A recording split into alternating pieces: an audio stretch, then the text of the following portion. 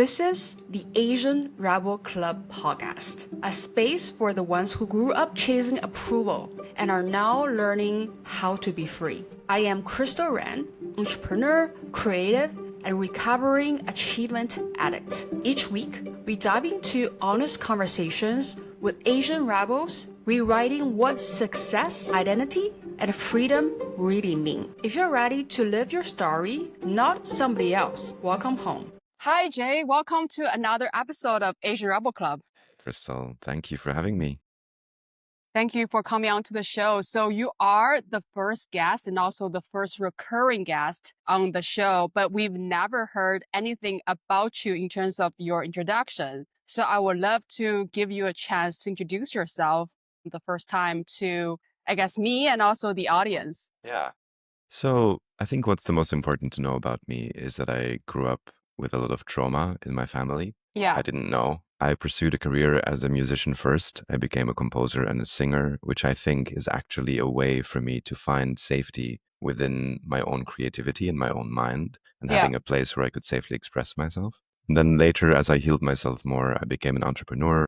And then now I'm finally in my latest arc, which is all about being a guide, being a teacher, and helping people find their power and their best possible relationship with themselves. That sounds so beautiful. I know that you also have a podcast yourself. So can you tell us a bit about your podcast and also how is it related to perhaps, Asian Rebel Club and the topics we're covering here as well? Yeah, so my podcast was called Relating to Self. I haven't published anything for a couple of years now, but I think it's very similar in its perspective as the fact that I think a lot about how we can heal ourselves through our relationships with ourselves first.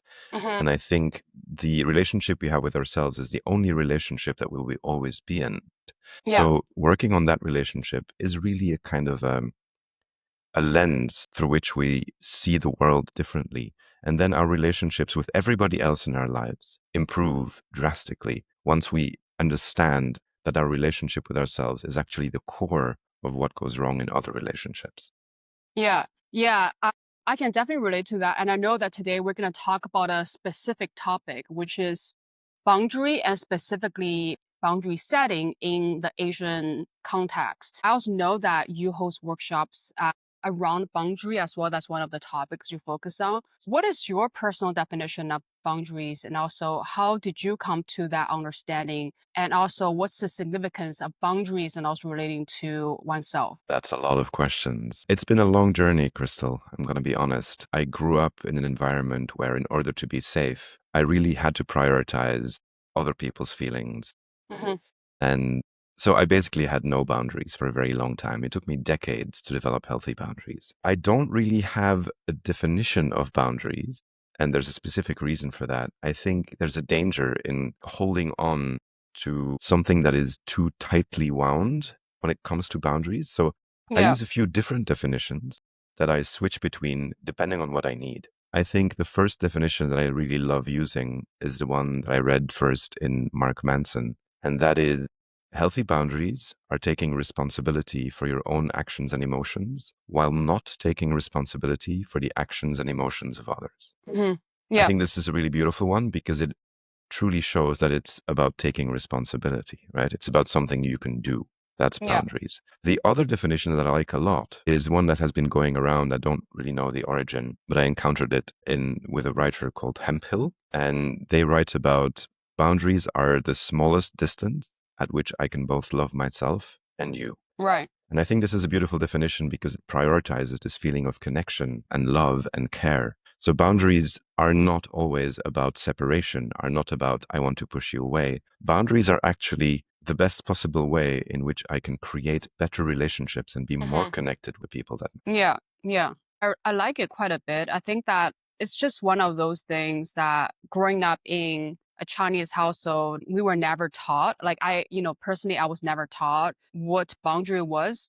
I think the word boundary probably didn't really exist in Chinese until later. So I think the first incident I can think about really vividly where I felt like my boundary was violated when I was growing up, but I didn't know that was a boundary violation was that my mom would check my drawer. So when she clean my room, she would go through my stuff, right? So, my letters or like love letters or like, my diaries and like, the letters that sent to me. And I would ask her, why would she go through these things? Because make me feel very uncomfortable.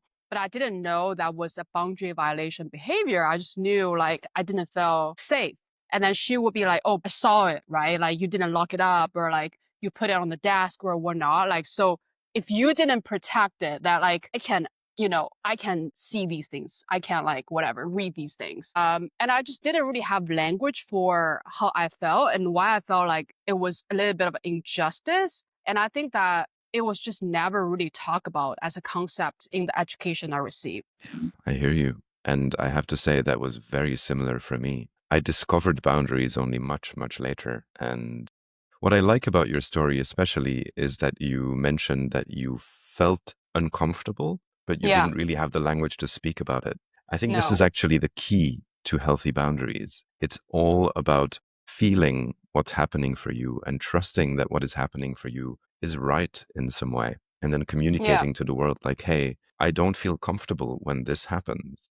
That's right. basically healthy boundary setting. So it's not coming from a place of like, I have this concept that this is not allowed or this is what people should or shouldn't do. It's really Right. more like a somatic experience of what does it feel like in my body when this happens. And I think a Mm-hmm. really important part of that is that this can change. Boundaries are not a set and forget kind of thing. Boundaries are a living organism. Boundaries are constantly changing because I change, my environment changes, and sometimes what I feel comfortable with or what I feel like I don't want changes with time, even sometimes like throughout the day, right? Even Mm-hmm. with the same person. So maybe when I meet you, I really want to give you a hug, but a couple of hours later, you're trying to hug me and I'm like, hey, I don't feel comfortable receiving a hug right now. That's the Mm-hmm. work also of boundaries, is tuning into the body, tuning into what is true for you in every moment. And that is what I think is very difficult for many people because they don't have the tools to actually feel what's going on inside of themselves Yeah. because they've been forced to numb that out for a very long time. But there's two things going on, right? Because the first one is like, if you don't have a strong sense of boundary, then it's almost like you let other people gaslight you or like you're easily gaslit because you take other people's words as your boundary or as like a reason why they can violate your boundary if you don't even know that there is one. Another thing is you kind of gaslight yourself, right? Because sometimes when we wanted to express our feelings and perhaps it's like stand up to your own boundaries, you're like, oh, like, is it going to offend other people? Like, and then even if you voice it out, you're like, I feel guilty about it.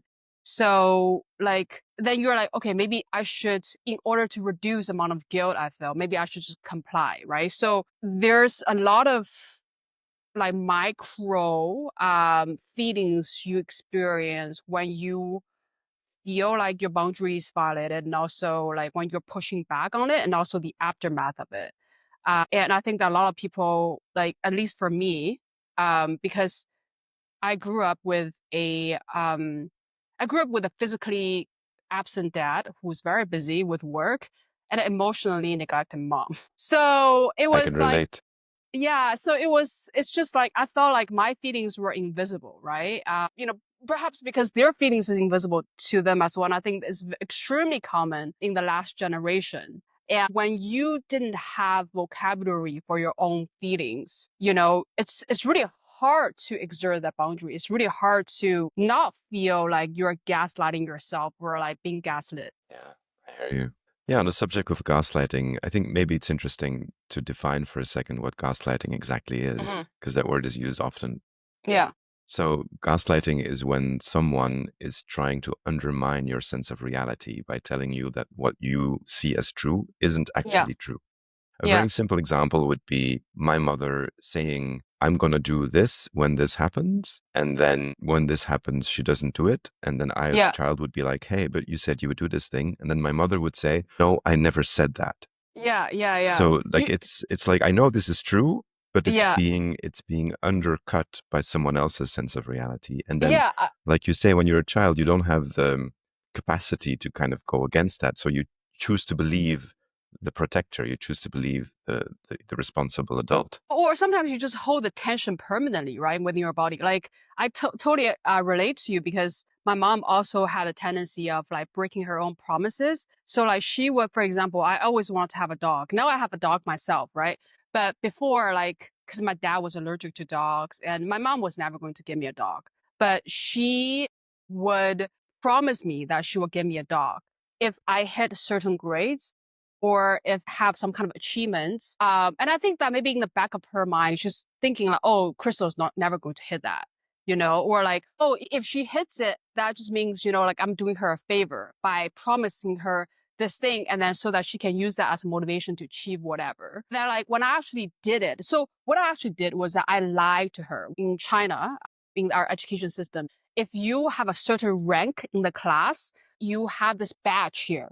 The more arrows you have on the badge, the like higher ranked you are, right? My mom was like, you gotta have like two arrows or whatever. And I was like, okay. So I basically just went to the store and I bought a badge that had two arrows there. And I would go home and I would put it on in front of my mom and I would go to school and take it off, right? And my mom would be like, okay, like, I was like, you see, I hit it. And then she would be like, okay, I never said that. So exactly like what your mom was saying, or be like, oh, I'm going to get your dog tomorrow. And the day comes, like the tomorrow comes, she'll be like, well, you know what? There's infinite number of tomorrows. So you're never going to get a dog. This is interesting because it feels like the deception came from both sides. But But I yeah, for think sure. But I think this points at something that's really important, and that is something that many people struggle with, in my opinion. Understanding that we are no longer that person. When we get to be adults, now you get to decide whether you have a dog or not. There is nobody else who can make that decision for you. There's also Yeah. nobody who can prevent you from having a dog if you want one. And I Yeah. think a lot of people are still sitting with those internal sensations of what it feels like when they want something, but someone else can override that. And Yeah. that's why people deceive and manipulate and, find back roads into trying to get what they want or need. Yeah. And that is just not healthy and not nice to be Yeah. subjected to. And I think Yeah. the coming into integrity of really owning what you desire and owning Yeah. the responsibility for what you want to make of your life is a key in developing also healthy boundaries towards others. Yeah, it's like you give yourself permission to want something. And it's almost like as you kind of like allowed yourself to want something or allow yourself to feel like this is not okay, then you can verbalize it out. And if other people's response is negative, then it's kind of none of your business, right? And sometimes you don't even need their response to get what you want. I think that like in the Asian context, there's a lot of growing up with that invisible hierarchy where like you need to listen to your parents, you need to listen to elderly, you need to listen to teacher, like all these figures are put on like a pedestal. So like you don't necessarily have a personal boundary, right? Because we, in the collective culture, what is your individual boundary? Like your individual boundary is always behind the collective interest. So who are the kind of figure that you listen to in the collective? Those are your elderly, those are your parents, those are your teachers, those are whoever got more power over you, right? In that group. It's really hard to develop boundary when you are constantly taught that your need wanting to go behind all these people and you also need to listen to these people and take their words as Bible and you don't really have a voice until you become these people yourself. Yeah, I think that's maybe the worst part of the system is that it perpetuates itself by, teaching people how to behave later on. So when you then speak to people who are younger than you or in socially lower positions than you, then you will use the same system, right? But I'm actually really Right. curious because I didn't grow up in a collective culture, right? So for me, that's different. So I'm really curious as to how you then developed a healthy sense of boundaries I think from it's that context. honestly, I think it's an evolving journey for me. I think it's for a lot of us, right, in this culture, it's almost like you either just suffer like silently and maybe you don't even know that your need is important. So what happens is that you just self-sacrifice your entire life and then you get happiness in other people's achievements or in other people, in how well you take care of your kids or your parents or your community, etc., right? How well you serve other people. So in a sense where these people actually never develop that healthy boundary, and or that sometimes, you kind of like take. And then at some point you're like, you really can't take anymore. So like you just implode, right? And you realize that like all these suppression that you experienced can no longer be suppressed. So what happens is that like people have, midlife crisis, or like they will give you a very extreme reaction, right? So like maybe to their kids, to their parents, usually that's kind of like the first group of people where it happens to, or their spouse or their workplace or whatnot. Essentially what happens is that I think the social contract is almost like a broken, where I think a lot of people, when they kind of sacrifice their own boundary, there is a implicit understanding that if I sacrifice my need, I can get X, right? So from the other person. So for example, when I was growing up in the culture, where I need to comply to my mom, I need her to take care of me, right? So if she stopped honoring that, then I will start to ask myself the question, then why am I doing this? What I'm doing this for? So that is when I started to be like, if she's not going to take care of my need, then I'll need to take care of my need. So I think it's really hard to have an active process of like, this is my boundary. Oh, now it started to matter. It's more reactive, right? And it's usually like pain driven because you just can't take it anymore. Yeah, I hear that. I think Yeah. it's really interesting to highlight this kind of mechanism where people who sacrifice their own needs then kind of expect others to do the same.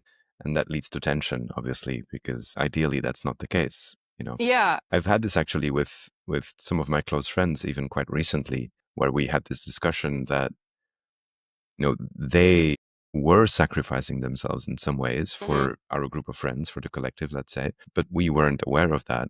And then Yeah. when a situation arose where they needed something and we were like, no, then they were very angry because they were like, Yeah. but I did all these things, so now you Yeah. have to do these things too. Yeah. That's not Yeah. Yeah. how healthy boundaries work. Yeah. And I So, think that's why it's really important to actually be truthful in expressing your own boundaries so that people know what it is that you want and like and don't like. I think yeah. with healthy boundaries, we can create better connections and better community instead Yeah, for of sure. So I just, worse. I'm curious, why do you think boundary is so important? Like I know that we've talked about it for the last like 20 minutes, but why? Like it's such a fluffy idea, right? And it's like, I understand, for example, self-care is important, like stress management is important, but why is boundary important? I think boundaries are extremely important because they point at an integrity and authenticity in the interactions of yourself with the world. Mm-hmm. I think if you don't have healthy boundaries, then you're not really showing who you are. You're not being truthful about what it is that you either want or don't want. And when And you're why not is being that, why truthful, not good? Like what is the damage of that? well, I think the damage of that goes in two ways. The main damage there is that you learn to not trust yourself. You give Okay. the world information about yourself that is not true, and then your inner self goes like, "Oh wait, you're actually pretending to be something else than you are, or you're telling people things are okay when they're not okay. So Mm. I don't trust you anymore."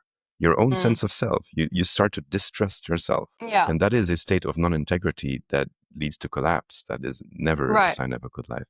The So other I think, side of that, sir, I'm just going to stop you there because I think that you're talking about some idea which I personally think is very interesting, and I understand the implication of it because I lived through it. But I wonder if other people also can resonate with that because, I never so before I personally went through a bunch of things myself, I never understood why, for example, integrity was important, why you trusting oneself is important. Can you just tell me maybe like,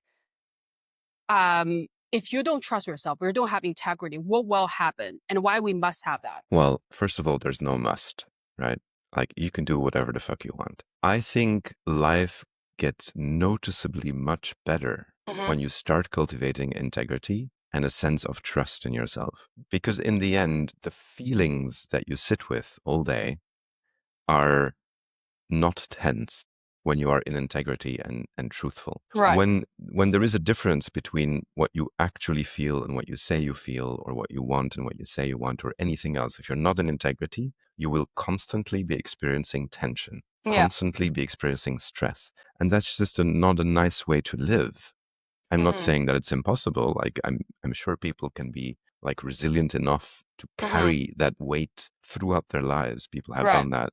But I don't think it gives you a beautiful life, because what I've noticed, and this is actually really interesting, is that joy is not something that you need to do. Joy is something that arises in the body naturally in the absence of tension. Yeah. So if you That's create tension by not being in integrity and not being truthful, you're yeah. taking away your own sense of joy, basically. Yeah. I think that's such a great way to put it, just because joy can only arise in the inner peace, right? When you feel like you are just being and you aren't trying to, be something that you're not, or like being in an environment where you constantly feel like you need to like fit in all these things, then you can simply just experience your own essence as a human. And that's when you start to feel happy and peaceful. One thing, I was actually just, watching this reel yesterday, and it was from a influencer from Hong Kong. It really resonated with me. So she said that like, when we grew up I'm not sure whether, like in Europe you guys had it, but in Asia, it's very much like you go through a very cookie cutting process from the age of like 3 to when you're like 18 to like 21 years old, right? Depends on which country you're from. It's pretty much like you just needed to learn, like, I don't know, 5 to 10 disciplines, and you just need to be really good at these disciplines, right? And especially like in China, it's all STEM, right? Like, you're going to be really good at science. So she was saying that when you're in that kind of system, right? And everything that you were taught was like, you're going to be better at these 5 things, and you can't lag behind. And if you lag behind, then you can't survive in this world, right? You cannot survive in the society. And also you're stupid. So you're useless. So it's like a double whammy where, first of all, you feel very anxious that about like in a survival level. And secondly, it erodes your self-esteem if you aren't good in these 5 things. And on top of that, because happiness isn't essential for survival, right? So that like these teachers themselves or parents, I mean, how many of us are truly happy, right? So like very small number of these people are happy. So of course, they're not going to teach the kids like fulfillment, happiness, all these fluffy things when there's no use to this kid's grade, which by the way, in China is tied to the KPI of a teacher and their bonus directly, right? They also don't know how to teach it. So that gives us this like illusion where this is all what life is. And if you wanted to have, so people are asking like, what can integrity give it to me? Why do I need to trust myself? Because I've been living in stress, for example, since I was 7, 8 years old, because I need to survive the system. Stress is normal, right? So the absence of stress is unheard of, or nobody around me has that level of relaxation. I don't believe this exists. So this is kind of the cultural, like context we're talking about. Thank you for sharing. Yeah, that sounds very stressful indeed. Yeah. And I think there's So something really go ahead. important about actually learning what matters to you, right? Because in such a system, it sounds like you're being told this matters, that matters, this is what you have to do. I think in the West, where I grew up, there's a similar kind of expectation when it comes to education and stuff. But then the one thing that I feel we have is that young people always start to explore what matters to them through things that are not part of this educational system, like music or Right. art or something. Like, especially music, I think in teenagers is really important. People start to kind of define their identity by the kind of music they like. Mm-hmm. And I'm curious if there was anything like that in your life as well, where outside of the system of what you were being told is important, did you Yeah. have anything else that you could Yeah. kind of like develop as like, this is my taste or something like that? Yeah. So I think, so 2 things I want to talk about, right? So first is in the strict Asian context, because I was born and raised in China. And another thing which I think I can talk about it in like proxy, because I, also grew up in North America, where I saw a lot of kids going through that system, right? Because, the first system, which is like purely Asian, like at home you're Asian, in society you're Asian, right? Versus the other one is like at home you're Asian, but in the society that you're like a Westerner. That's how you kind of survive. And I think that what I've seen is that you definitely have these outlets. So first of all, when you like, growing up in Asia, we definitely have a lot of creative outlets, right? So I studied a lot of musical instruments. I play sports and all these things.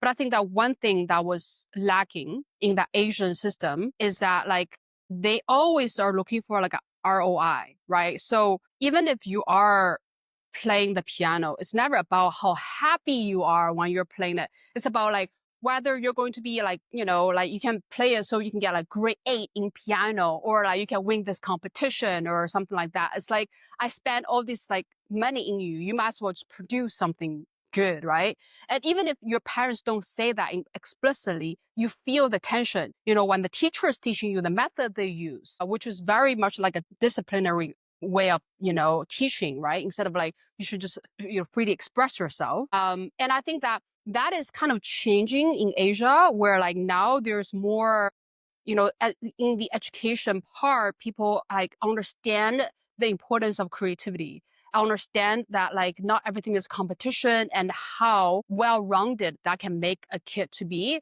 Versus in North America, I think that from what I observed is that these kids grew up with that, their parents, right, being like very Asian. Depends on like, whether you're like the first generation, second generation, third generation immigrants. But say if your parents are like first or second generation, and say if they're like refugees, or like they moved to North America for a better life, right? They have their own trauma behind, and they're like, my kids gotta live a better life than me.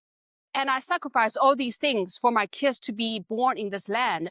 They better to be, I don't know, like a piano master and math genius and like going to Harvard, blah, blah, right? Then like you feel really suffocated, right? And you don't even, so it's like almost like, in Asia, we're going to this like more creative route, right? Especially as, the socioeconomic level rises, versus in North America, that you're stuck in the past, right? Because your parents carried their way of education over without upgrading it. So like, I think all of these things are contributing to the fact that we just have like almost like a sense of self much later in life than a lot of people, perhaps, like from Europe, or like in the society where it's more has this innate focus on, self. Yeah. I think it's really interesting to note that even though the West has this more innate notice of self, and people are much more individualistic in general, I still don't think we have better boundaries necessarily. Right. So that's interesting. I think that the collective society mindset kind of makes it harder for boundaries to exist. I totally Yeah. see that. At the Yeah. same time, in the West, where we don't have that constriction, it's still problematic to a very high degree. Why? Why is So that though? I think it's because we don't have examples of people with healthy boundaries, when you grow up. It's part of intergenerational trauma, I guess. And I think the way I frame this for myself in my family is also greatly related to war. Like my family lived through the First World War, Second World War, these traumas kind of stay in the family. And that's a very important thing to notice, that boundaries are completely useless in the face of violence, actual real violence, right? So not the threat of violence, but actual violence. If someone enters a room with a gun and holds it to your face, Yeah. then your boundaries don't really matter so You can't much just be like, anymore. oh no, I don't want to be shot, like stop Yeah, trespassing no, here. I don't consent to being shot right now. Yeah, that's not going to help. So I think a lot of those mechanisms that we need for healthy boundaries were really broken during times of war. And that was kind of very hard for the people who lived through that to then surmount. I think that the PTSD that created, or the CPTSD that created, was not acknowledged. And those people lived their whole lives, like my grandparents and stuff. Right. Right. So in that sense, I think it's important to also practice compassion for our families, because they grew up in circumstances in which they couldn't develop good boundaries, so they couldn't give that as a gift to future generations. Right. Yeah. So I wonder, like, what are the examples, for example, that you've seen, from people, perhaps they lack them, boundaries themselves, like the kind of, I think trauma is a very much like overly used word, but like the kind of thinking pattern they pass down to their kids. Yeah. Well, I think some of the most important ones probably are that it's impossible to get what you want or to reach your goals if you don't sacrifice parts of yourself. I think that's a very commonly held belief. Yeah. I think, especially in like Western, more Protestant leaning communities, that especially is valid for work. Hmm. People think that, you need to sacrifice yourself and work very hard no matter what Yeah. to reach some kind of imagined level of Success. fulfillment or success or happiness or something Yeah. like that. Whereas in reality, that is not true at all. Work gets better if you rest. Work gets better if you have time off, if you have time to creatively regenerate yourself. There is no point in working 16 hours per day. It's just going to make you stressed and burnt out. Yeah. Okay. These thoughts still exist. Yeah. So I'm very curious about that because I, in my experience, it took me a long time to like kind of break it, unlearn it. And I'm still in the process of, kind of relearning, right, about work ethics. And it's almost like a little bit of controversial topic because a lot of people, for example, including Taylor Swift, right? She said that one of the reasons why she's so successful is because she has very strong work ethics. And if you talk to almost all Asian, right, who are successful or like immigrants, or they definitely would contribute a part of their success to how hard they work. And some people, they even wear it as a badge of honor. So for example, when I go back to North America and I talk to my family there, they like sometimes it's almost like they want to downplay their title and salary because that's like not something you kind of openly talk about, but they will tell you how much they work in their job. And it's almost like they identify with that person, So it's like, I don't want to be this person who's arrogant and blah, blah, blah, but I can be a super hardworking person. And that signals I'm special or like I'm better, blah, blah, blah, right? So when you are saying that you can work less and you can work better, what are you alluding to and what give you that conclusion? And also kind of linked to today's topic, how is that linking to boundary? And why, from what I've heard from you, like understanding yourself better, having a better boundary can actually contribute to better work. Great question. So in that case, the boundary is a personal boundary with yourself, if you're self-employed or something. And it's about truly tuning into your body and feeling when you need rest. If you go beyond the point of you feel that you need rest, but you continue working, I believe, one, you're betraying yourself. So you're creating a bad relationship with yourself. And two, your work is not going to be great because at that point, you're kind of like just pushing past your limits. Yeah. So even though it may seem to people that their success can be attributed to, working 16 hours per day, I am very skeptical of that because there is no direct way to correlate the way that you have worked so much with success. That's the first thing. So that's the Yeah. boundary part. I think the other part that's really important is that we need to talk about how we define success and whether or not your own success metrics are actually derived from your values or are just kind of like a mimetic desire from the world. Because when I hear you speak about Taylor Swift, I don't know Taylor Swift personally, obviously, but when I see the kind of life that she projects that she has to the outside, I don't think she's successful in my metrics because my greatest metric of success is my mastery over my own time. And so it seems like Taylor Swift, the archetype that she embodies, she's trapped in a machine that needs her to do many, many things in order to keep up what she's doing. Yeah. I would never want to do that. That would not be success for me. Success is for me to be able to, at any point, say like, hey, I'm going to just sit on the couch and read some poetry. Right. That's what I value. And I'm not saying that her definition of success is wrong or other people's definition of success are wrong. It's up to you. But I don't think there is a definition of success that can be applied to everyone, except maybe like, staying alive or something like that. Yeah. It's like your actual survival need. And also, just to finish that thought there, why do you think that like knowing yourself better, accepting yourself more, having integrity, and also having a better boundary can make you work better and have greater success? Well, again, that's a personal perspective, right? It's something that I have noticed in my own work is that when I am better rested, when I allow myself idle time to dream, time to just sit under a tree, I end up having ideas that I would never have if I just kept working on the same thing that wasn't working. That's the Yeah, thing, right? for sure. I don't know, you're writing a piece of text that you have to write and it's not working, but you're forcing yourself and you keep just writing, but the writing won't get better. if you just go for a walk for an hour and you come back, maybe you had an idea on your walk and you just write Yeah. it in 5 minutes and it's okay. Yeah. So that's something that I've noticed, and especially is important for creative careers. For Like, sure. well, For I sure. was a composer, but in general, I think there's this kind of like having a disposition towards yourself that is rooted in kindness and compassion, and that is allowing you to really check in with yourself at any moment. Like, hey, what am I doing right now? Is this beneficial to me? Does this feel good to me? Or is it chasing some kind of thought that I have about something I have to do for some reason Yeah. that is not really coming from my aliveness, that is coming Yeah. from an outside perspective?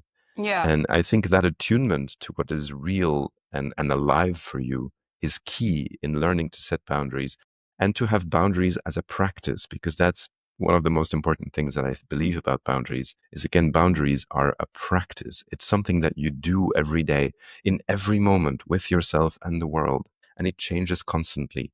And it's this dance, this adaptation between what's happening inside of you and what's happening outside of you that Yeah. is the key to creating a life that is loving and beautiful to live. Yeah, so I think that from what you said, I had two thoughts, right? The first one is sometimes, when we're working really hard, right? And then, so first of all, what's the definition of working, right? Because the work can just be, in front of your desk for like 16 hours and crunching Excel spreadsheet or like, typing, whatever, right? Like producing. This could be work. And that's kind of like the most narrow definition of work.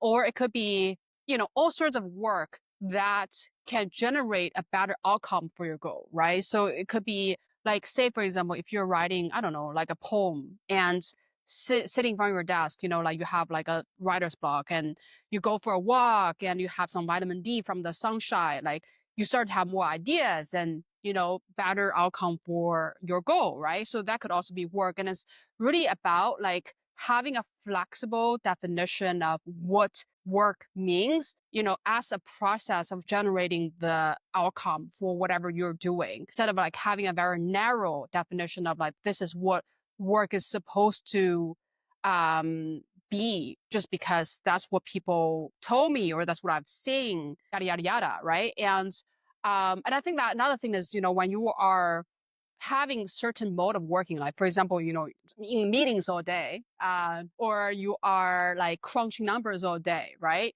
Like it's almost like sometimes we have this behavior we're having, and we have a layer of like perception of progress and another layer of like the real progress, right? And then a lot of times, if we don't think deeply, that whatever behavior we're having is really just driving the perception of progress that we have in our mind that fits into the identity of the person that we think that we are or we want to be, instead of be like looking at the whole thing objectively and be like, I actually moving the needle, right? And if I were to be truly objective oriented, that should mean that it doesn't matter, what this person, this identity will be if I do X, Y, Z. It doesn't matter how I think about myself. It doesn't matter how other people think about me. If my behavior drives, this outcome that I wanted to have, I'm going to do it. Right. So like the broader definition of work should be that, instead of like this like archetype of like the person I need to be and this is the behavior I should do. So that's like my first thought. Yeah. I would like to add to that that actually the outcomes that we seek are often misguided Yeah. because people still think in terms of like achieving certain material goals or something like that. Whereas I think if you make your outcomes be based on the things that you actually value and your Yeah. well-being, Yeah. then you have a completely different perspective. Like Yeah. moving the needle, what does that mean? Yeah. Is it moving the needle towards this plan that you wrote down 5 years ago that you think you have to achieve to be a good person? Or is it moving the needle towards feeling great in your life and, Yeah. trusting yourself? Because again, Right. I think a large part of this discussion about work and how hard we work comes back to not trusting ourselves enough. I Yeah. now am in the point where I trust myself to deliver the work that is needed in a way that is completely compatible with my well-being. Hmm. And because of that sense of trust, I can actually do this. If I didn't trust myself, then I would force myself to sit at my desk and do things to compensate for the fact that I actually don't believe that I can do this. Can you elaborate on that point a bit more? What do you mean by like, say, because it's kind of counterintuitive, right? Like when you are sitting in front of your desk and kind of grinding away, you're saying that because It's actually from, the fact that you lack trust in your ability to deliver. Yes. What does that mean and why? Well, it simply means that if you have the trust in yourself, like say, for example, preparing for this podcast recording with you, right? So I trust myself now that I will be able to speak from a place of truth about this subject with you in a way that is engaging and interesting for the audience. If I didn't trust myself, I would probably have spent the last 2 days preparing, reading more, writing, preempting questions, coming up with answers, studying my own answers so I don't forget, like, oh, I need to say this thing. And I did this in the past, so I know what that feels like, and that's very stressful. Whereas now I show up to this kind of recording, to this interview or to this conversation with the deep trust that I will be able to say what's needed. And so I'm relaxed, and I didn't have to spend 2 days cramming to prepare for this. Let's put it that way. And I think this is the same in all of the ways that I work in the world now. I just trust that with the abilities and the skills that I have, I will be able to show up. Yeah. I want to say, because this is the first time I heard this and I wanted to like have a moment to digest it. I think that what you're talking about is actually like a deeper sense of confidence, right? Where that if you say yes to something, that you have the sense in yourself, like the confidence in yourself that you can deliver. And if not, you're not going to say yes to it, right? Or maybe you'll just do some preparation accordingly. And I think that it's strange to me because, I lived many years as a management consultant, and you need to prepare for everything, like you got to prepare for every single board meeting, presentation, control the numbers, preempt, what they're going to ask, defend your angles. Like you can't just wing it, right? Like that is like such a foreign concept to me, where if I just go into a meeting and wing it and then people disapprove, I'm fucked. So like for me, it's almost impossible for me to like kind of twist that, right, to a different way of thinking. Yeah. But what if you do all that preparation and people still don't think that what you did was good? Isn't that the same? So I think that at least I can tell myself that I've tried my best. Exactly. But that's exactly what I mean. So it's just a way of reinforcing your own kind of like not having to be guilty. I did all I could, so I don't have to feel guilty that it's not good enough. And I think you can come to the same place by just trusting yourself without the little bridge of like doing all the preparation. Because in the end, Crystal, I truly believe that most people, when they are competent in what they're doing, don't need the preparation for the thing itself. They need the preparation to tell themselves that they're ready to face whatever it is that's coming. I see what you mean. I think for anything technical, you definitely need to know, right? Like, you gotta know like this formula, that rationale, etc. But for anything that's more like, it's like a presentation or anything that is more a delivery of your mastery, right? Like if you're already mastering it, then, like a lot of preparation is just kind of a manifestation of insecurity. Another thing, so this is what I actually wanted to allude to, is that from my own perception, I think a lot of people lack boundary. And this could be like in the Asian context or just kind of a scarcity mindset in general, is that like people, they lack boundary because they don't feel safe. So it's almost like so they have this interconnected, interdependent relationship with whatever the organism outside of themselves, right? So it can be like a perceived relationship with your, parents, or like a perceived identity, right? Outside of, whoever is, perceiving you. And if they don't feel safe and self-contained, they need to rely on this thing to feel good, then you are not going to have that boundary, right? Because the boundary doesn't protect you from safety. For them, it's like they don't see the benefit of having that boundary themselves. Yeah. Yeah, I think when you're stuck in that mode of being, you probably even think that it's safer not to have boundaries. Exactly. Yeah. Right.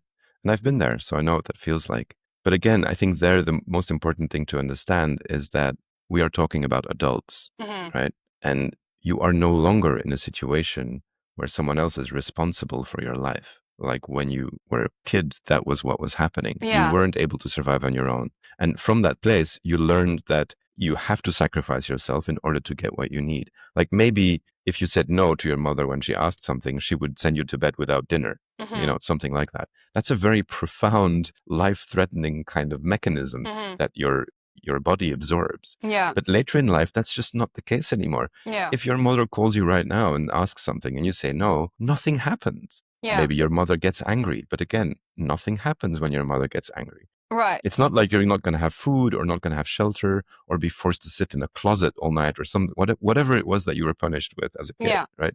This is not going to happen anymore. Right. And I think that's a really important aspect of this. Yeah. So just to kind of expand on that, I think a lot of people, right? Like if you're, in the Asian community, like myself, I moved away from my parents, when I was 12 years old. And I moved away from China when I was 20.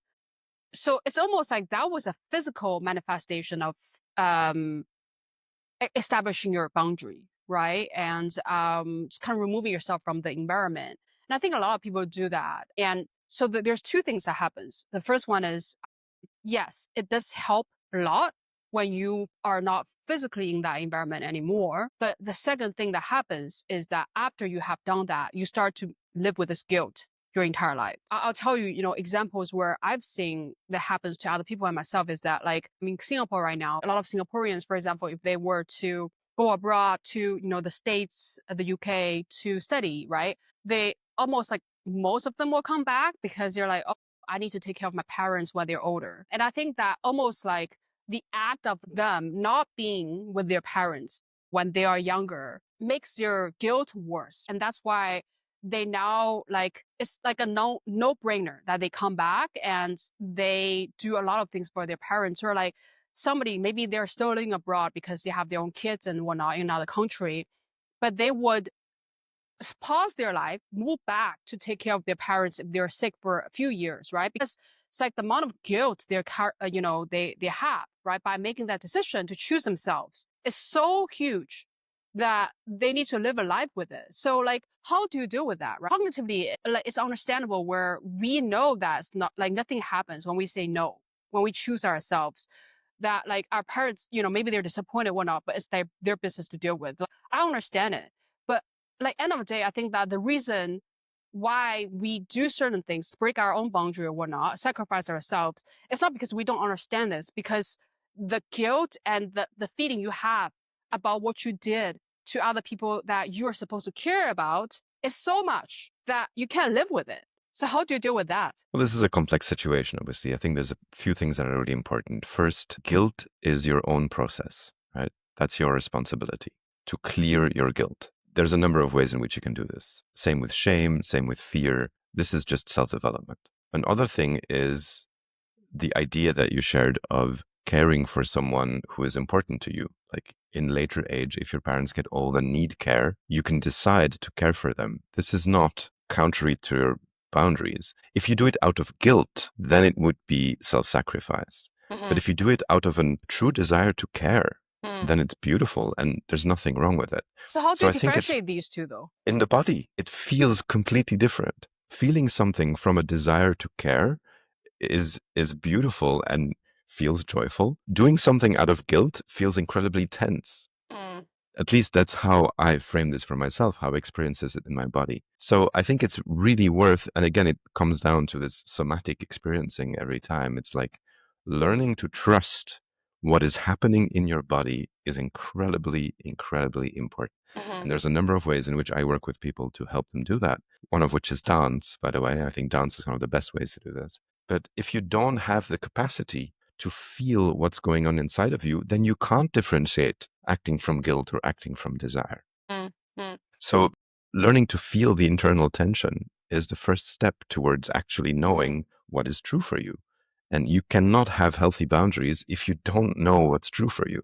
That's the precondition. So, okay, so a few questions. The first one is, I understand that, somatic experience, how that really matters to us. And a lot of times I get the first cue I get from, whatever happens from me is from my body, right? But then for people who perhaps, never develop that muscle and they live in their mind or they live in their head, why is that hard for a person to then differentiate guilt from genuine desire? Say if they were to live in that mode, is there still a way for them to understand the differences in their experience? That's an interesting question. I don't know is the only possible answer. I think the simplest way to resolve the situation is to learn to feel what's going on in your body, to learn to trust your sense of tension or not. Mhm. And there's a number of ways in which you can approach it. I think one of the simplest ways for people who struggle with this is to engage with meditation at a Mm. very basic level. Even just 5 minutes of sitting in silence every day will noticeably improve the way that you experience your inner self, right? You don't even have to do anything specific. There's no method to follow. Just sit in silence for 5 minutes and observe what's happening. Right. If you don't have access at all to that kind of like somatic experiencing of what's true for you in your body, I think you could try to still kind of understand if you're doing things out of guilt or if you're doing things out of desire by analyzing your patterns of behavior as to why you are doing things. I think that's complicated, Mhm. and you need to have a very high level of like self-awareness and self-psychological insight or something like that. Mhm. I think it's maybe not impossible, but the direct way of just feeling into the body, it's so much simpler, and it's right Yeah. there. You just need to tune into it, right? Yeah. I don't think it's impossible for some people to get there. You just need to do that work. Yeah, and I think that there's also a different like coping mechanism, right? In terms of how you deal with your guilt, most likely in the end it's like fear, right? So it's because guilt is driven by fear, and how, whether something is driven by love. Like I think that a lot of times when we're in the survival mode, which is, in scarcity, we think that we need to address fear first. So like when you feel certain, negative feelings, the first, instinct you have is to kind of go with that, right? If you are not feeling safe and you feel threatened, then of course, you got to deal with that. Otherwise, you cannot survive. But if you look at the issue itself, in the today's society, most likely in advanced economy, or like if you're at certain life stage already, like it's not necessarily survival, it's kind of in your head, right? So like what I feel is, and this is such a hard thing to do, by the way. I think that I'm still trying to like learn the rope, but what I now navigate towards is that like if I feel fearful about something, I actually deal with it myself instead of like try to solve that thing externally, right? And if it's from love or it's from like, I feel good about this decision, then I can do it, right? Like that's kind of the force I choose to propel me forward with. But it's so hard because it's so counterintuitive. And I think that another thing, go back to the boundary topic that we're talking about. The context of it is so hard in Asian culture, is that in like boundary itself has different levels, right? So there could be financial boundary. There could be physical boundary where you mentioned, like a person invades your own home. That is physical boundary violation. There's financial boundary violation, maybe like somebody will, steal my money or whatever, right? I borrow too much money. And there's also a relational boundary, emotional boundary, right? And there's the way that in Asian society, sometimes when your boundary is violated or you're violating other people's boundary, is very subtle. It's in the relational level where they, for example, if you tell people a story, like some kind of vulnerability, people, if they don't like they don't necessarily say, oh, like you're a shitty person. They might judge you, right? They might be like, oh my gosh, why do you do that? Or they'll give you a look, right? Or be like, have you thought about so and so? Have you thought about what other people is going to think about it? So like all these things, like the shame and the guilt and like the judgment, it is so prevalent in the society that like literally when I was in China, there was not a word for judgment. There is no word of judgment in the Western sense that exists in Mandarin, because you're supposed to judge other people. You're supposed to be like, oh my God, like you're so ugly. Or like, oh my God, but probably they don't say that like blatantly, but oh my God, you have so many wrinkles, like, oh my God, have you considered doing a Botox? That is such a like normal way to relate to each other, where they have no idea that judgment violate the other person's relational boundary, right? So anyway, I digress, but like But this is whatever we're interesting. talking about, This is yeah, yeah. interesting, Crystal. I think that judgments actually don't violate boundaries. No? No. In the sense that you can hold the judgment of another without being impacted by it. Yeah, So if you tell me, oh, you have lots of wrinkles, you should try Botox, that doesn't touch me because yeah, I feel at peace with my right, appearance in the world. right, So that's not really a violation of boundaries. You could say that it's not kind or that it's not a nice thing to do, but that's not a boundary violation. A boundary violation would be more like, if I say, I don't want you to touch my arm right now, and then you touch my arm anyway, because, oh, what are you talking about? This is nothing. It's not important, blah, blah, blah. That's a boundary violation. But right. Judgments are actually inevitable. This is something I've been thinking about a lot lately. I think it's time that we embrace our judgments because judgments are a natural function of the mind. The mind Yeah. is one of the main functions of the mind is to judge. I think this mostly comes from the idea that some things are safe, some things are not. So the mind needs to judge, is this safe, is this not safe? And so judging other people around us happens automatically. The important part, I believe, is that we don't believe our own judgments, that we Yeah. don't act upon them. So if my mind says, for whatever reason, this person's ugly, there's no consequence. It doesn't matter. The question is, do I want to engage with this person about something because they're interesting or whatever? But the fact that they're ugly doesn't really matter to me, even if Yeah. that's my own judgment, right? So I think Yeah. that's really important in learning to accept more of our own truth. Yes, I am judging the fuck out of people, and it's okay because it doesn't impact the way I act. Right. And I think that, so I completely understand where you're coming from. And I think that, there is a fundamental separation between you and other people's opinion, right? It's like, other people's opinions don't define me, it defines them, yada, yada. I totally understand it. I think that in the cultural context, what happens is that like the person who's judging you, right, saying all these things about you, they're actually directing the shame in you. So like when you grew up in a collective society, right? Like there are a few psychological levers people are pulling to kind of controlling and manipulating and whatnot subtly of each other, right? So one of the very powerful one is shame, right? Another one is guilt we talk about. And shame, obviously, I need to be a Brene Brown to like answer this question of what shame is because she studies that.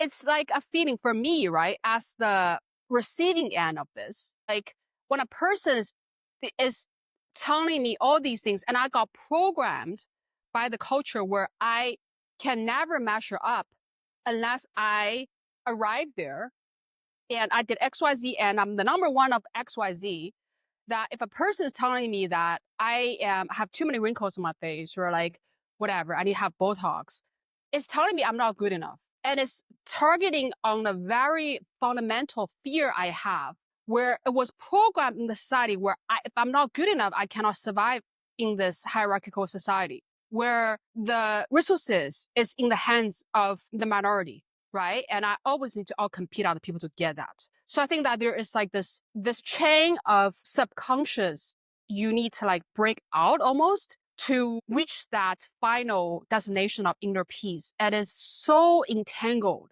For me, I need to hit that breaking point so many times where I was like, in the end, I was like, fuck, I don't care about it anymore. It was just such a painful process. Yeah, no, I agree. And what you're saying is right. It is a long and painful and difficult process to unlearn the programming.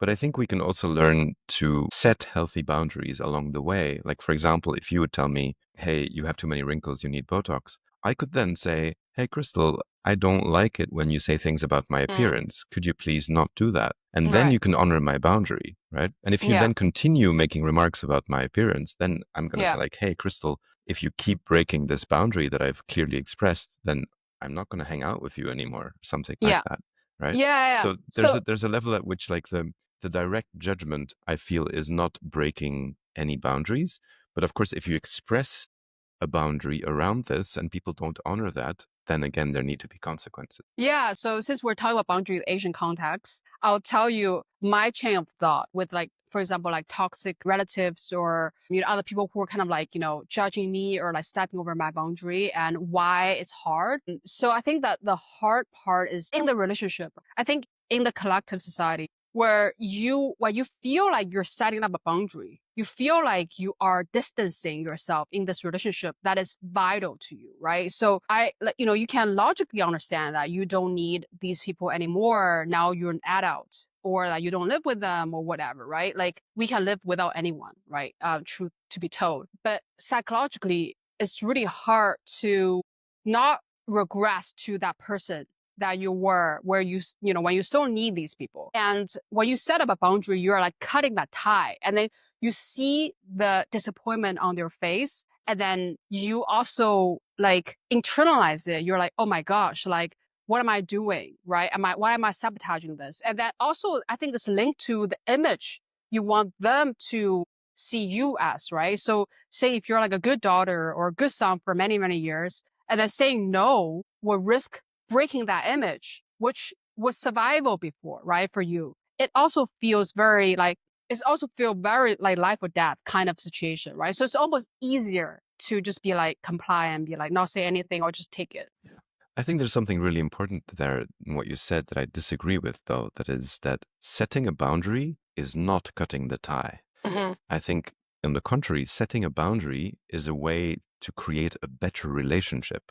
You're telling someone, like, hey, you matter to me. In order for us to connect in a deep and beautiful way, I need you to honor this boundary. It's an invitation, if anything. Hmm. And then, of course, the thing that happens is, and that's the story with my own mother, is that if the person on the other side keeps not honoring your boundaries, if they keep transgressing your boundaries, in the end, there needs to be consequences to transgressions of boundaries. So I have removed myself from the relationship with my mother because she continuously would not honor my boundaries when I set them, Right. right? Right. And the important part is that the boundary setting and the cutting the tie with the person are not the same thing. They are Yeah. completely different and happen at different stages. And the cutting the ties is only necessary if people don't honor your boundaries, right? Repeatedly. So repeatedly.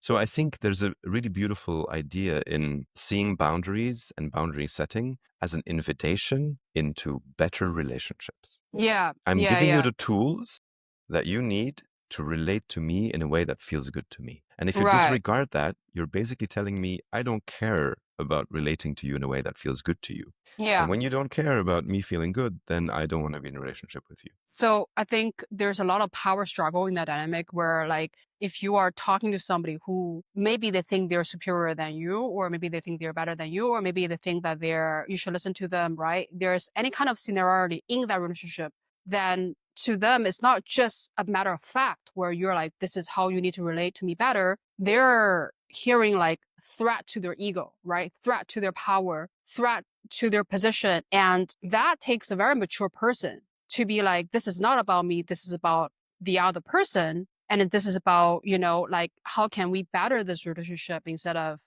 making me feel less than, right? So I think that it's changing you, like the person who want to set up the boundaries mindset as much as the other person on the other end. You need to have Right. both of them on the same page. Now, I wanted to I'm curious because you obviously in the end did something very brave and maybe inevitable at the time, which is to cut the tie with your mom.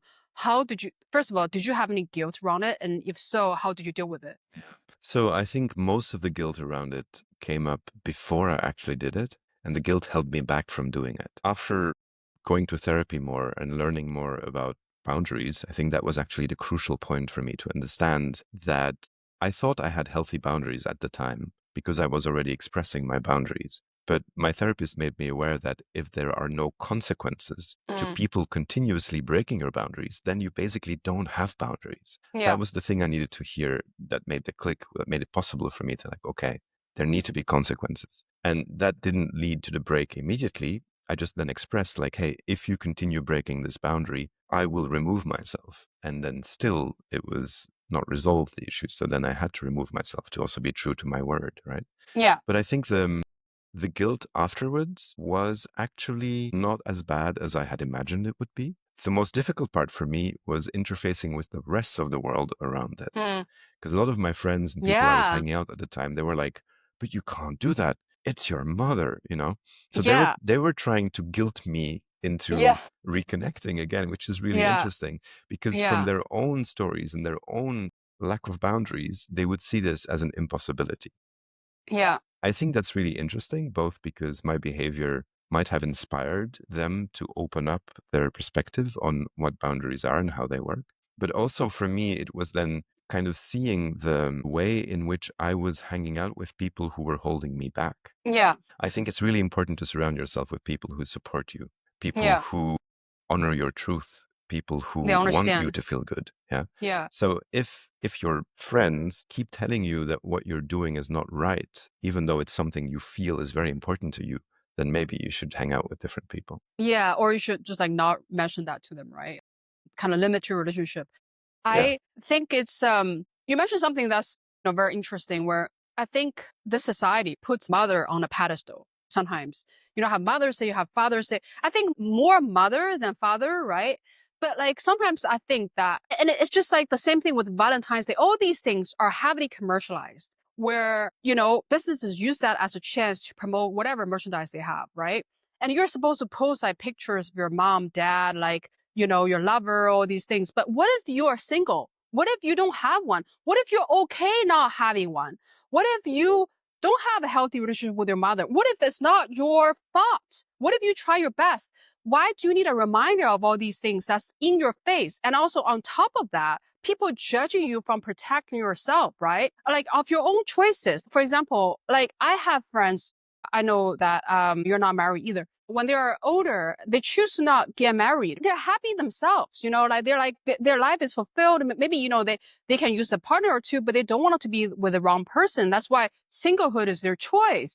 But then people just need to be like, oh my gosh, like you must be so miserable. Or like, look at this person who's not married. Look at this person who, they don't post like family pictures on like, whatever on these occasions. But I'm just thinking like, are you happy? You post all these things. Are you actually genuinely fulfilled yourself? Do you have the most healthy relationship with your mom or your dad? Or do you just want to have that image? Because that is everybody likes these pictures, right? This is what happens and then makes you feel like you're a good person. But like, how about you have your best interest for 1 second and do a little bit of introspection and be like, is this relationship serving me? Is there anything else that can be improved in this relationship? Do we care more about the substance instead of the structure? Right? Like, I think that these are like much harder questions. But in the meantime, it's a barometer of your own courage, right? And of your own self-acceptance. And I think that's more sustainable than just like an image. Well, this is actually a really good way to know if you are truly living in integrity in your healthy boundaries. Because Yeah. when you do, other people's tension no longer has any impact on you.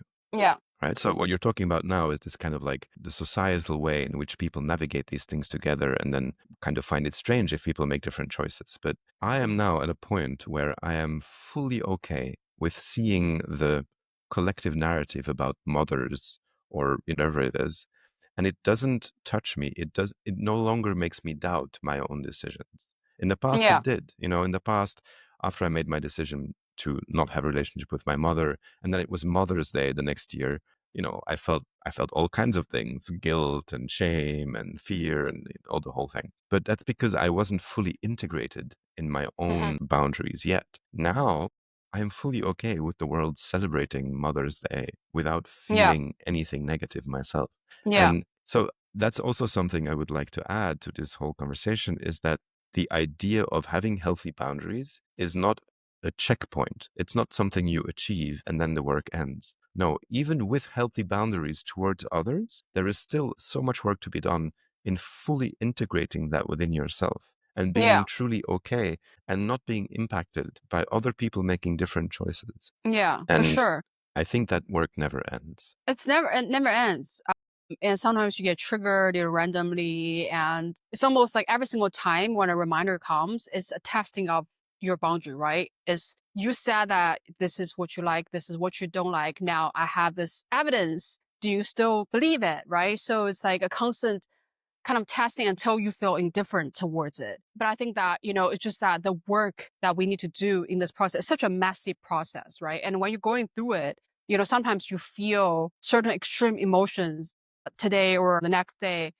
And I think the most important thing is to not let that waver you, right? Is to be like, this is still the right thing to do. And even if I feel temporarily bad, I'm moving towards the right direction and I'm being honest to myself. So I think that is, yeah, there's definitely like a level of wisdom in it. And if somebody listening feels overwhelmed or trapped in their relationships, what's one simple first step that they could take to start creating healthy boundaries today? Yeah, great question. I think the first step is listening to yourself. The first step is learning to discern what create tension. As I already mentioned, I think meditation is a good way to get there.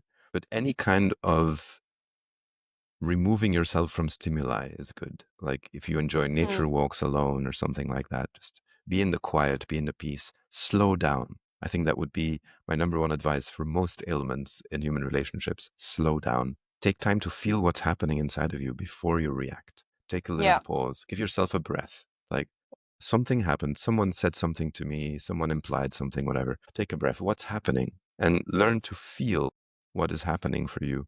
And then learn to name it. I think this is an important second step, right? To understand, like, oh, I'm afraid. Or I had this really beautiful moment with myself where I was in an airport. There was a whole story. It doesn't really matter so much. But something happened and I felt tense. And I was like, what's happening? I don't understand. And I was like out of myself. And then I slowed down for a second and I just tuned in. I was like, I'm angry. Mm. And I was so surprised because I didn't know before that I was angry. And then I noticed, like, wow, I'm angry.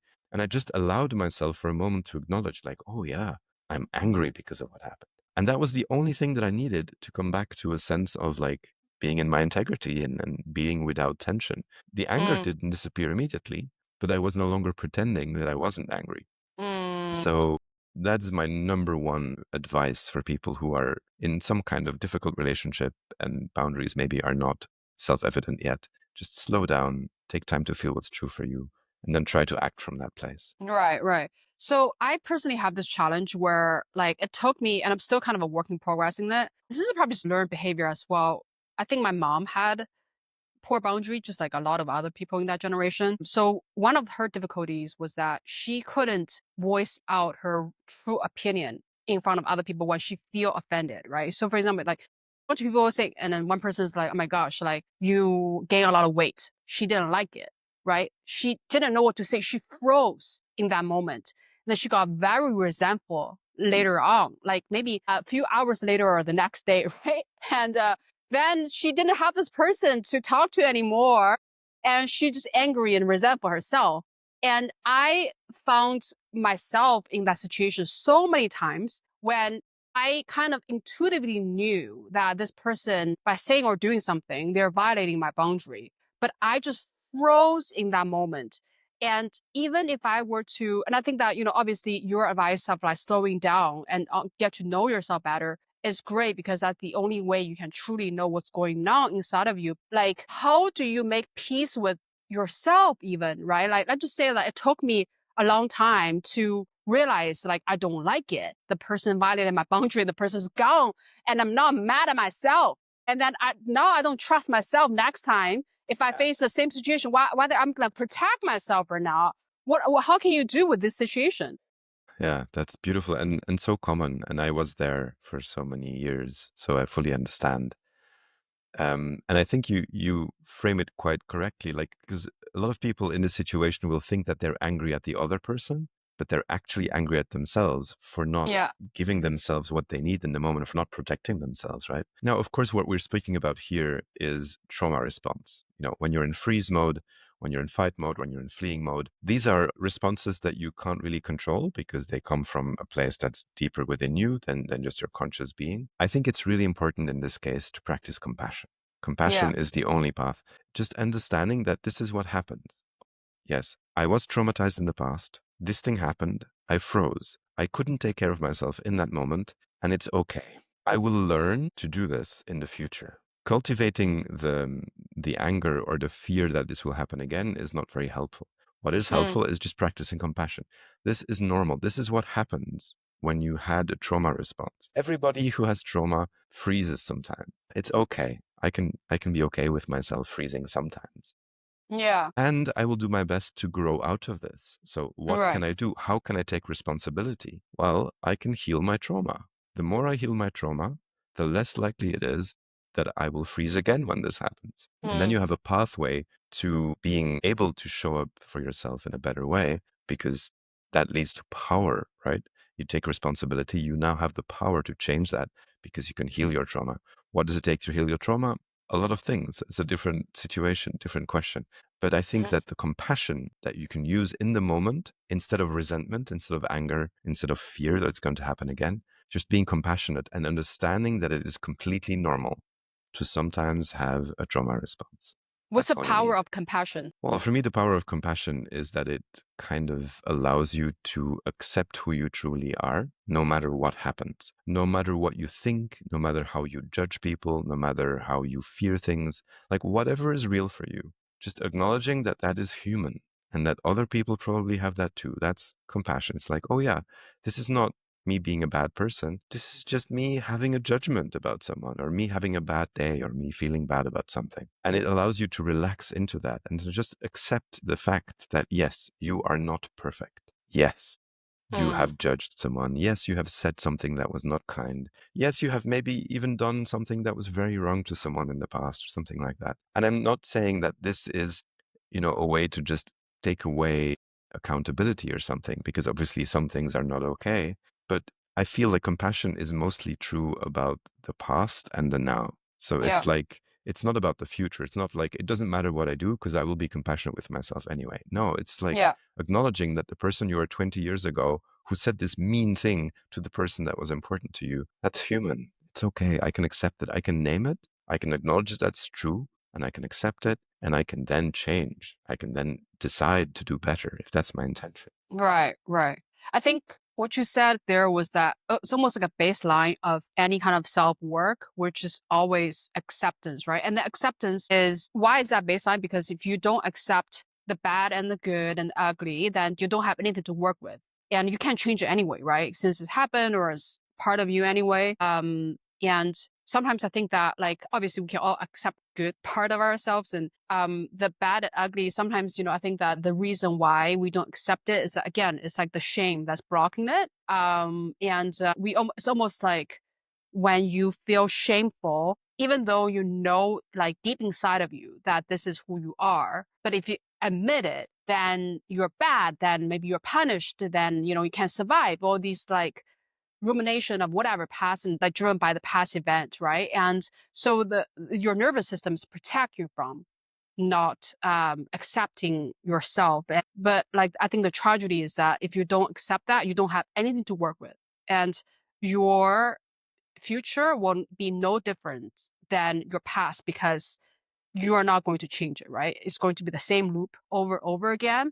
And as a result, you kind of just pay bigger and bigger price, because, in life, our stakes get higher and higher, higher and higher. So yeah, like the immediate payout might not be great because it's pain, it's all these things you got to entangle, it's messy, but the long-term payout is enormous. And that's kind of the only way you need to go if you want to have lasting happiness. Yeah, there's a beautiful correlation here with shadow work and the accepting of the darker parts of the self. I Yeah. think all healing starts from truth. I think there's a reason, for example, that Alcoholics Anonymous, one of the first things they do when you enter these spaces is to admit, I'm an alcoholic, right? They're Yeah. just stating the problem. And I It is think in a so similar way, liberating. it's so liberating. And in a similar way, it's really helpful to say things to yourself like, I'm an asshole, or I'm a liar. These things are actually true sometimes. Yeah. It doesn't mean that I'm always an asshole. It doesn't mean that I'm always lying. Yeah. But it means that sometimes, because I'm human, I engage in these things. Yeah. And I have in the past. And I can Yeah. strive to do better in the future. I can tell Yeah. people, like, look, this is true about me. Sometimes I know I Yeah. don't behave in ways that are very beautiful, but I'm here with you, and I'm trying to make this better. I'm trying to grow as a human being. Yeah. That is so much more powerful than Yeah. in a relationship trying to make it appear like, no, I never lie. I never do Yeah. anything bad. Because if you do that, you kind of like create tension in yourself because you know that that's not true. And Yeah. so Yeah. again, your tension in your body will then have consequences for the way you can relate. So Right. just relaxing, and there's some exercises for this that I do sometimes that are really powerful. Just relaxing into other people's judgments about you and seeing how they can be true instead of fighting them is an incredibly powerful way to do shadow work. Yeah. Sometimes when we are having these kind of knee-jerk reaction, it's such a unnatural way for people to cope with moments like this, right? Because especially say if you have lived your entire life in a fight or flight mode where you survive, you achieve, you do all these things, and your first instinct is to fight it, right? Like you thrive, right? You thrive to be better, blah, blah, blah. And like when people are saying that you're not doing something well, your first instinct isn't to be like, okay, I accept it.